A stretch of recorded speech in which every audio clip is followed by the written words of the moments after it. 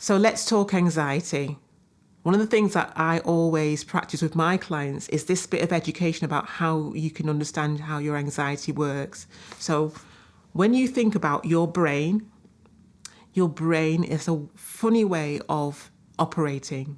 So you've got to remember that when you're triggered, when you have fight, flight, freeze, you have what we call cortisol. So it's a stress hormone in our emotional part of the brain. It travels right up to the brain and then it cuts off your thinking part of the brain and it stops you rationalizing. It completely stops you rationalizing. It renders you senseless about understanding everyday tasks. So this is common association with anxiety. And the thing I want to just prove to you today, that there's a way of understanding it in a bit more detail. So I want you to imagine, take a moment, take a breath. I want you to imagine that somebody you just inherited a shed load of money. Somebody gave you several hundred thousands of pounds or dollars.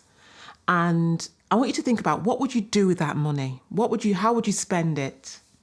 Right?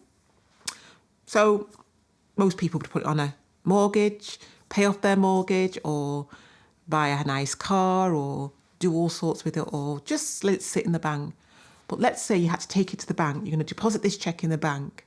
And next minute, a bank robber comes in and says, everybody get down now.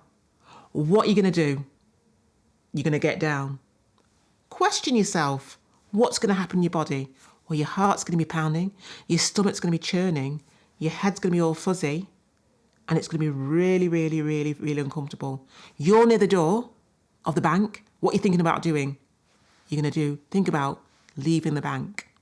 So that's your fight, flight, freeze. Now that's okay because it's a dangerous situation and we need that.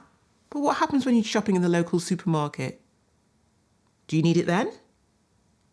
Ask yourself, or ask your friends or family around you, which one is most dangerous? The bank or the supermarket? I kid you not. Everyone will say it's the bank.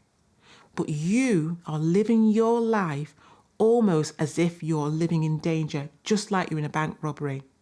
If you ever want to understand your anxiety, think about this analogy and think very closely and carefully and question it.